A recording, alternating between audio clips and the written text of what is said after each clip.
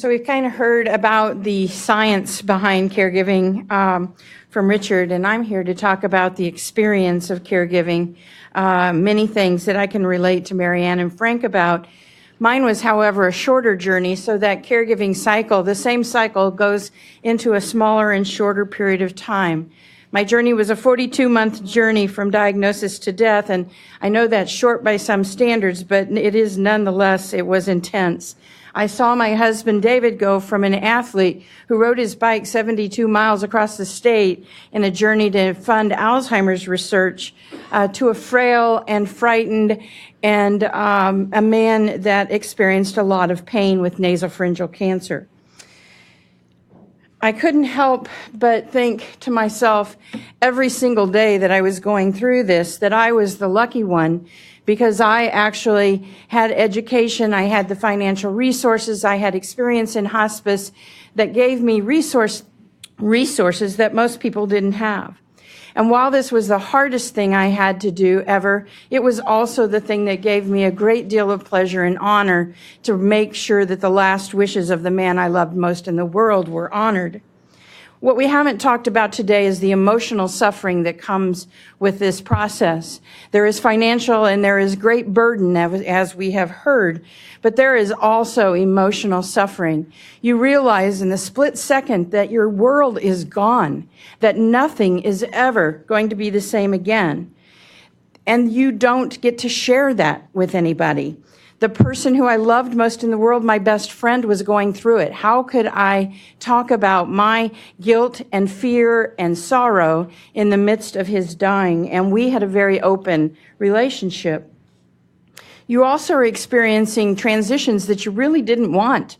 I liked being David's wife. I liked him introducing me as the love of his life. And suddenly it became I was his number one caregiver. I didn't ask for that. I'm glad that I was able to give it. But our roles change, our schedules change, your careers are put on hold, and all of that for an unknown period of time. And probably the most intense emotion was anticipatory grief, something else that we haven't talked about. And again, something else I couldn't talk to him about very easily. During that time, we had 18 months that was actually very good.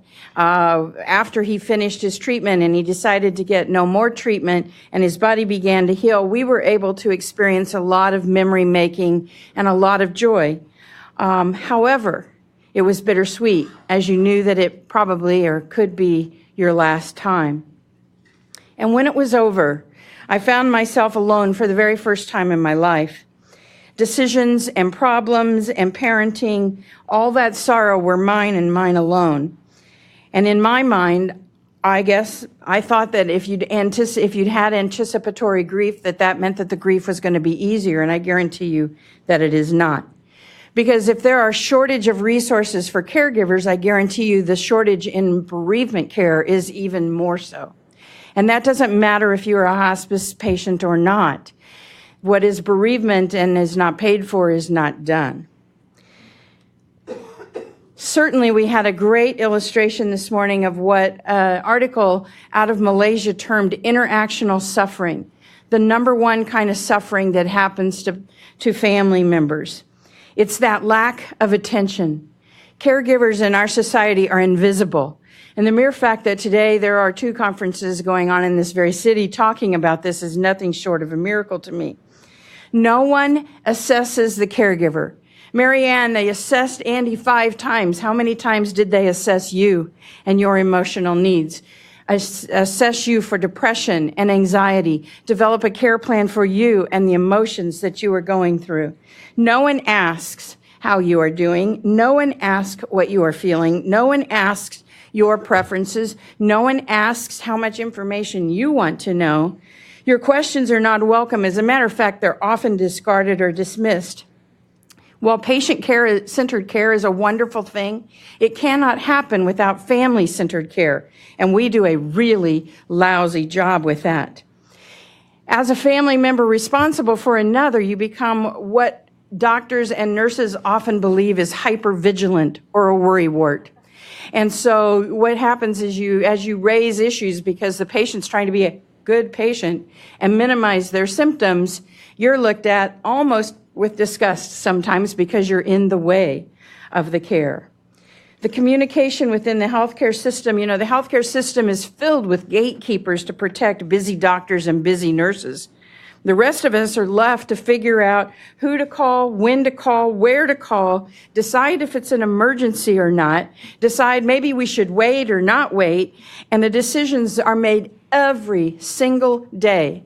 And if we make the wrong decision without training, then our loved one suffers the price. Caregivers learn really quickly that in order to prevent problems that they have to deal with later, that you must stay on top of things. You dare not miss a clinic visit. You dare not leave during a hospitalization. Someone is going to drop the ball. Someone is going to do something wrong. Someone is going to withhold or forget a medicine. Some process or some policy is going to stand in the way and oftentimes extend that hospitalization because you may have everything going just right at home, especially pain management's a really good example. I remember that my husband needed a dose of his morphine at midnight, and so I was exhausted. I wanted to go home and at least stretch out and get a little bit of rest. So I said to the nurse, "You may have to wake him up in order to give him that medicine." And the nurse goes, "Oh, you really think so?" I said, "No, trust me, because if you don't, when he wakes up, he's going to be hurting. I promise I will, that's no problem, I'll do that." I come back at 6 o'clock after about 5 hours of sleep, and he'd not only not been waken up and had that 12 o'clock dose, he didn't also have his morning dose. So now we were dealing with pain out of control. Nobody's intentional harm, but nonetheless, it took 2 more days in order to get that pain managed. I learned quickly, and I always stayed all night, sometimes in a chair that looked just like this, and I always had extra morphine in my purse. You learn quickly that the limitations of medicine are there, and the language that they use does not reflect those limitations. The words that the doctors use are not the same as what Webster Dictionary and you and I define. Words like cure and survivor, those are trick words to family, and they lead to false hope and misunderstanding. Cure means it's gone forever, never to come back. Survivor means that you're not going to die from this. And yet, our oncology system in particular think that cure is just when it's disappeared from a scan, and that survivor is just because you have something. That is not you and I's definition. And I can tell you right now, that causes suffering. It especially when somebody thinks with their heart and with not their head. It hurts every time I hear it, and I still hear it with my friends and my other family.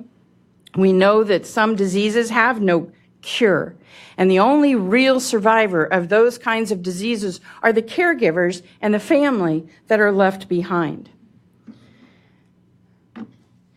There are some very simple things that we can do in order to make this process easier.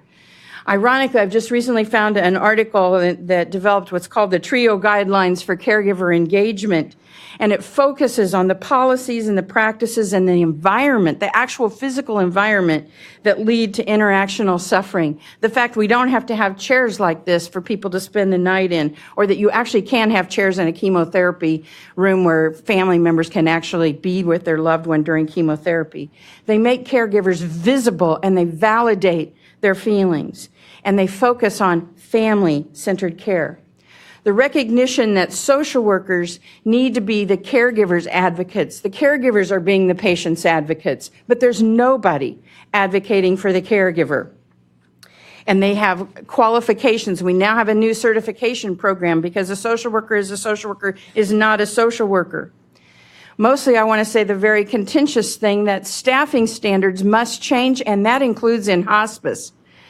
One social worker for 80 patients is simply not enough to address these needs.